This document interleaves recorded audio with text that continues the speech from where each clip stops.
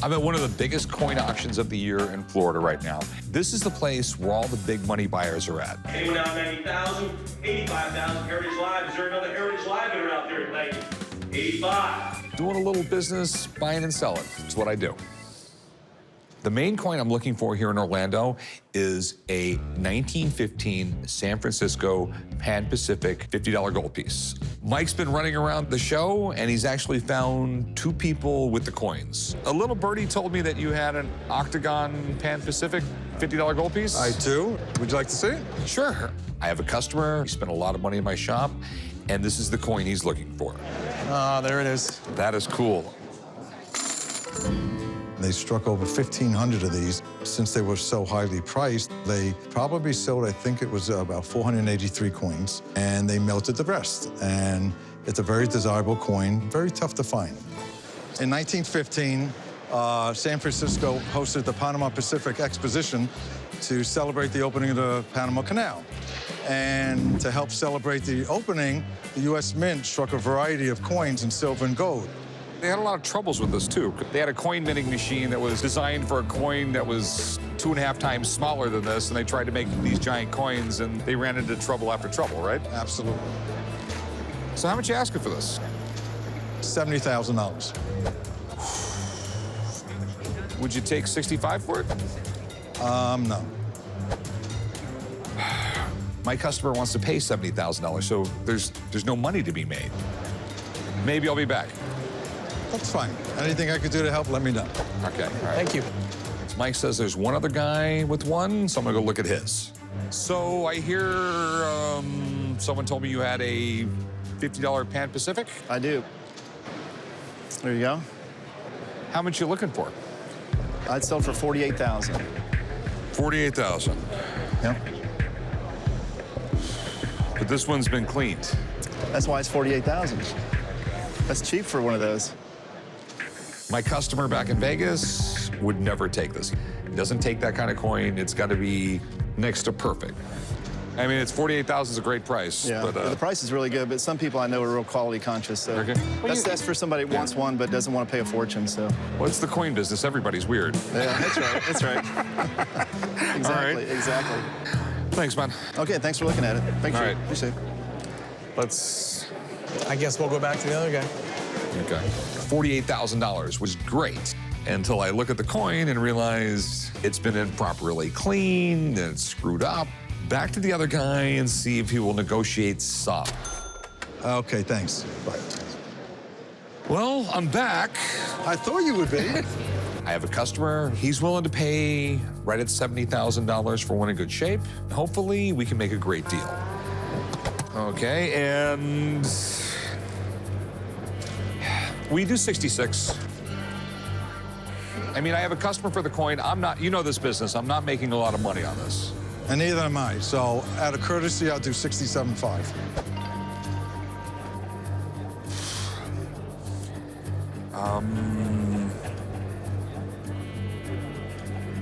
It's very tough to find in nice condition. You got a deal, man. Thank you very much. Making a little money is a lot better than making no money. Absolutely. Will you take care of the paperwork? I'm gonna go shopping. How does he get to have all the fun? I'm gonna take it for $67.5. I have it sold for $70. I just made $2,500. $2,500 is so much better than no dollars. I'm here at the National in Chicago, which is a huge collector's convention that's jam-packed with cool stuff from all over the country. I'm actually here doing a celebrity appearance, but I'm also here to buy stuff. So hopefully it's gonna be a great day. Hey, how's it going? All right, how you doing? Pretty good. What do we got here? I have a Michael Jordan, the greatest basketball player in the history of space and time, game-used jersey. A game-used jersey for Michael Jordan. And autographed across the front with a certificate of authenticity from the Chicago Bulls. That's pretty amazing. I have a game-used jersey signed by Michael Jordan. I've been buying and selling autographs and memorabilia my entire life. I got this jersey many years ago at one of the Chicago Bulls charity auctions. I'm asking $150,000. This is very cool. And I guess you want to sell this thing? If the price is right, it'll leave my possession. It's a really unique thing. 1996-97 season, which is identified by the gold NBA logo on the front of the jersey. They only wore that in the NBA's 50th anniversary season. If you look at the back of the jersey, the way the name and number is set up, the jerseys they sold in the store, the numbers were further down. The way the Bulls did them, it was really unique, how they're higher up, so there was a difference between everything else. Michael Jordan, he was the first mega sports star to basically become a billionaire. Yes, his salary actually was never that much in the NBA, but his work with Nike, Champion, Wilson Sporting Goods. His mega fortune is from the shoes. Yes. I mean, he got the most lucrative shoe deal ever. Okay, how much you want for this thing? I'm asking $150,000. $150,000. Okay, I'm gonna go get Steve. He's the autograph guy. Maybe we can do something. Okay, Give me a few minutes. we could talk shop. Steve Grad's gonna look at this jersey, know the autograph is fine. It came right from the Chicago Bulls. There isn't anywhere better to get a Michael Jordan's autograph except having Michael Jordan himself sign it for you. Steve, look at this. Cool. What's up, buddy? How you Good doing, to see you. Steve? Nice to see you. Greatest basketball player of all time. You know, obviously being from Chicago, I'm watching him grow up, and I was getting Michael Jordan's autograph when he was very young, all throughout his NBA career. There's really nobody at least better in my book. So he's got this paperwork right here from the Chicago Bulls. Okay? Looks like nice paperwork. I'm pretty familiar with this stuff. So the one thing about Jordan, though, and you're going to have your concerns, obviously, is heavily forged, heavily duplicated. Let's flip this around. I want to take a look at it. Obviously, with something like this, it's going to be a fiber tip marker that's going to go on here. So I just want to look at it and just get a better feel for it. And as I move along, the autograph is kind of seeped in here. And this is what you would expect with age, would kind of bleed into the fabric. So that's kind of a good point here. Now, the great characteristic about Jordan is that M. That's Michael, okay? And this is what I like to see. He has a slight tilt to it, but the flow, and he flows through. And we see this again with the J. The J comes through. And Jordan had this beautiful, flowing signature. So it's a legit signature. No doubt about it. I mean, I love the autograph. It sits perfectly on this jersey. It's a big question. You got the paperwork right there. Do you think it's real? What do you think it's worth? But there's really only one Jordan. The stuff, Rick, is just hot. And it's hot everywhere. It doesn't matter if it's in Chicago, overseas, Puerto Rico. There's no one more popular, I still think, in the game of basketball than Jordan. So we've seen some crazy auction prices, but I would put this right at about $135,000. Okay. It's a little shock, but that's what you get with the greatest player in NBA history. Good luck. Thanks, man. Yep. Good to see you. Thank you. Yep. Good luck. All right. I'll give you 90 grand. Okay, no way I'm gonna be able to take that low for this jersey. So what would you take? I mean, I'm asking 150. I mean, if you're in the ballpark, I'd consider it, but I'm not gonna be able to do anything near that low. I mean, I'd go 100. I mean, I got to make money off the thing. I understand. I would do 125, but I don't have a dime more less than that I'd be able to take.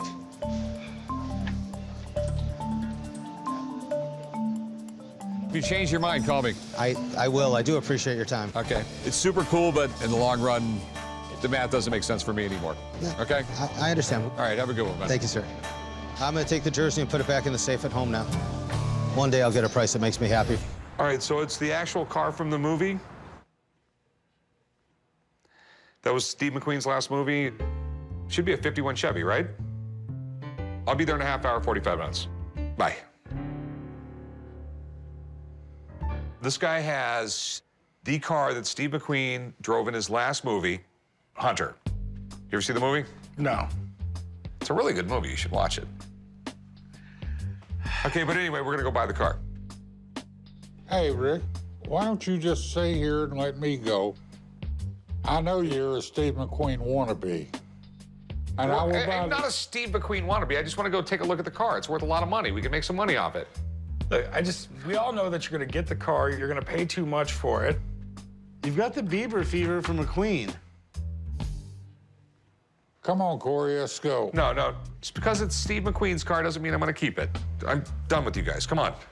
Don't spend too much money. I'll take care of it. So this is it, huh? It is. 1951 Chevy convertible that Steve McQueen drove in the movie The Hunter. That is sweet. And where did you get it? It came from his estate. You can hear him grinding the gears and you can hear it running in the movie. Okay. My dad has some kind of weird man crush on Steve McQueen. It's not a man crush. I just think the guy's really cool, all right? It's a man crush, dude. I'm a used car dealer, and this is what I do, is try to turn a profit. It's probably worth somewhere between 80 and 100,000. If we can come in somewhere around 40 grand, that'd be great. Do you mind if I have someone come down and take a look at it? Just make sure there's no major hidden problems, everything's correct? Sure, understand. All right, I'll be right back. I'll give him a call. The car is beautiful, and McQueen drove it in his last movie. What's not to love? But the business side of me says calm down and get it checked out. Wow. I'm really glad you guys called me out for this one, man. Yeah. This is beautiful. You know, in '51, that was when Chevrolet started that campaign, See the USA in Your Chevrolet. They only did about 20,000 of these in a convertible. 51 Chevy was a great car. They were very much an everyday man's car. This was an affordable car. When they were brand new, they were $2,030 in the convertible form. Can I see in the trunk? Sure. Got some certificates in here, too. That's cool, man. Yeah, certificates are what you need to see. Should we take it for a spin? Is that all right? Whatever you want to do. Where you going? Where you going? What are you doing? I'm gonna drive it. I'm the one buying it. What'd you have me come out here for? Check it out, make sure everything's cool on it. Well, how you expect me to check the car out if you're not gonna let me drive it? This is Steve McQueen's 51 Chevy. I gotta drive it. Fine. Thanks, brother.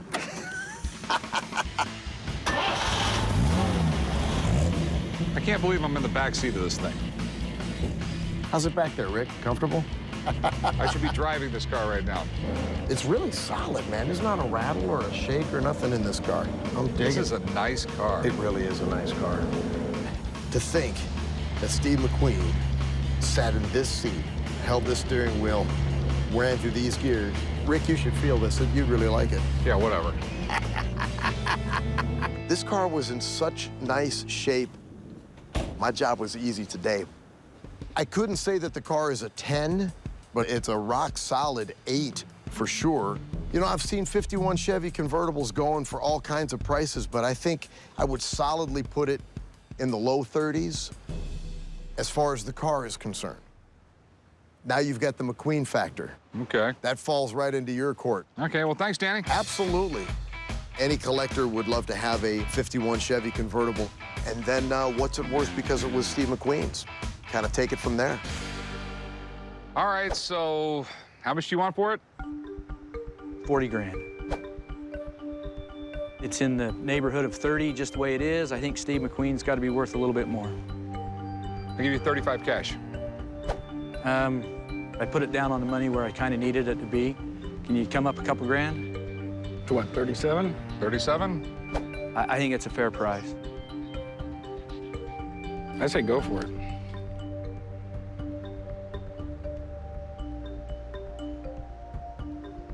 $37,000.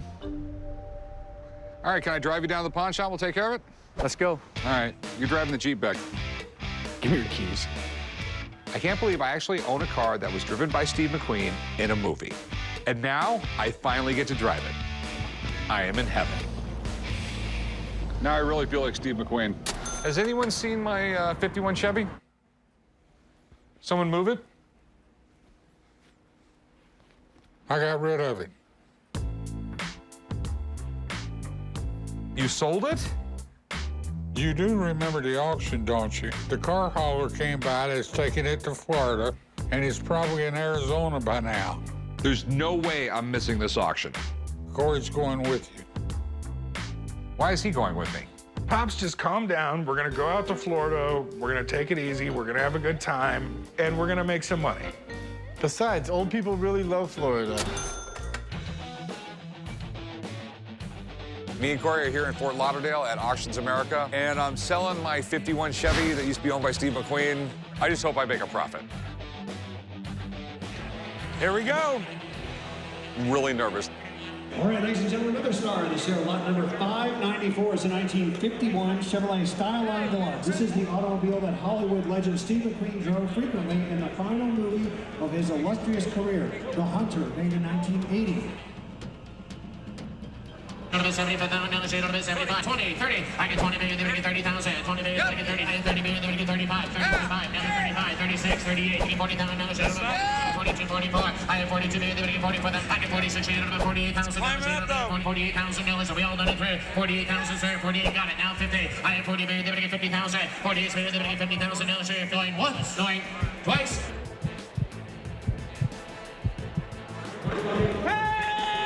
Get on it. 51,000. Got it. Now 52. I have 51 million. They get 52,000. 57,000. 58,000. Got it. 60. I get 60 million. Out of it. 62,000. She don't have it 2 million. 60 million. 62,000. 77,500. 80,000. I get 77,500. They get 80,000. She don't have it 80 million. 77,500. 80,000. 80 million. 82,500. 80,000. She don't have it 82,500. 80,000. 82,500. Get your bids in. Once. $81,000 going twice. And those want to do it. $81,000. She don't have it 81,000. Sold $80,000. You got me there. Pre-buy. $80,000. Sold $80,000. Up by your number, please. It sold for $80,000. I think that's a fair price. We made $43,000. What do we got here? It's a 1942 Sara Lee. Like the cake company?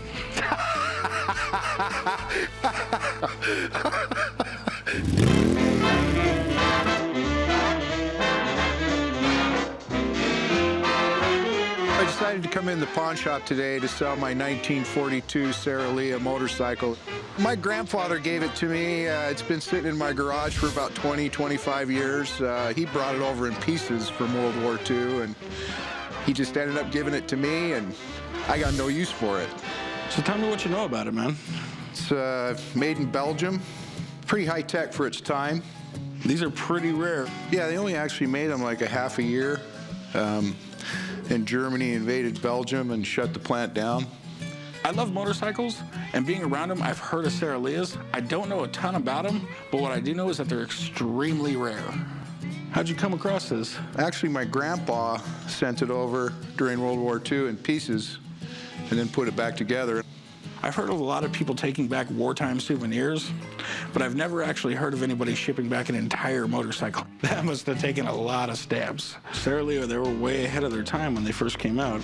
It has an adjustable front suspension, which was pretty much unheard of then. It's got adjustable points for riding in different altitudes. You can automatically adjust so it runs properly. There's not that many of these left. There's only 5 in the United States.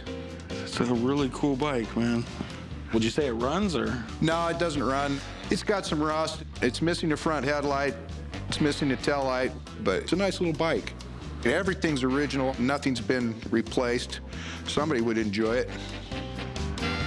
What do you want to do with it? Pawn it or sell it? I want to sell it. I think it's a really cool bike, and I really would like to keep it, but it just takes up a lot of room. And I got no idea where to get parts or how to fix it. I'm just not a mechanic.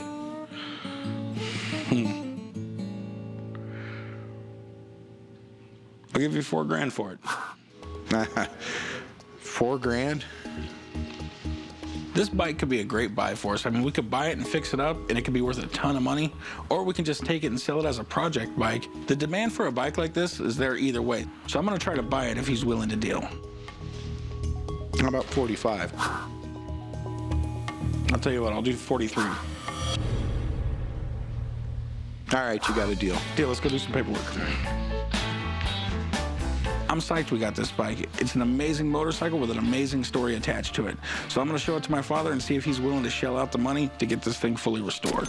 Whoa, man, that is sweet. That's a sweet bike. I own Rick's Restorations here in Las Vegas, Nevada. The guys always call me to restore the wildest things, and that's actually what I love most about my job. It makes it really fun when they bring in something that's real rare. So, do you know anything about this bike? I know a little. It's an extremely rare bike here in the United States. The Sara Lee was so far ahead of its time in all kinds of ways. Sara Lee started in the early 1900s, and they were probably the very first manufacturer of bikes. I love the design of this bike because, for one, the suspension. I mean, it's got a Springer front end.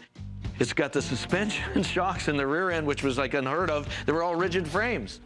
And then we've got the clutch adjustment. They were a very innovative manufacturing company.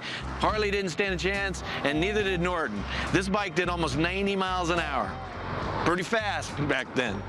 The company was so proud of their product, they wanted to make new changes, new custom adjustments every 6 months on the bike. So it'd make it harder and harder to find parts.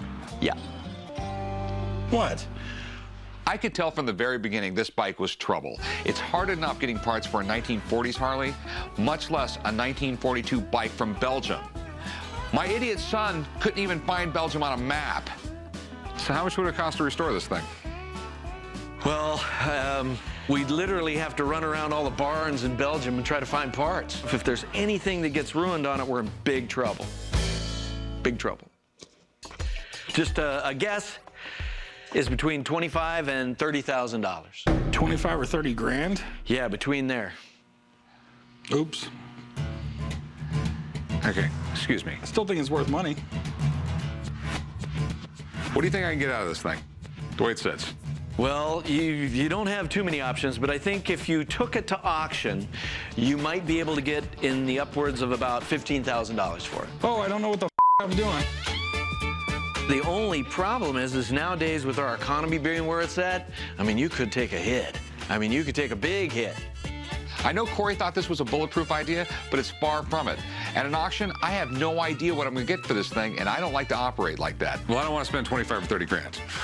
Okay. All right, get it in the auction. Definitely. All right, good luck with that. Thanks, Rick. Thank you. I would have really loved to have restored this bike. It would have been a huge challenge, and I'm sort of sad that I'm not getting it.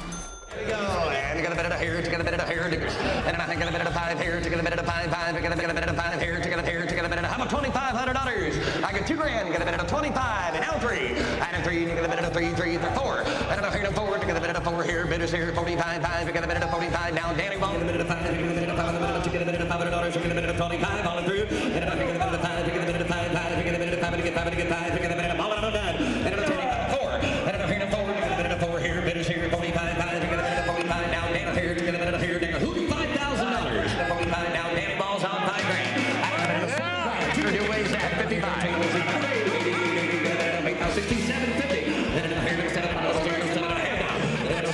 7 grand. I like the style, Dan. No, 72.50. Ladies and gentlemen, thank y'all for bidding. 7 grand the price. And Big Hoss, man, he knows what he's doing.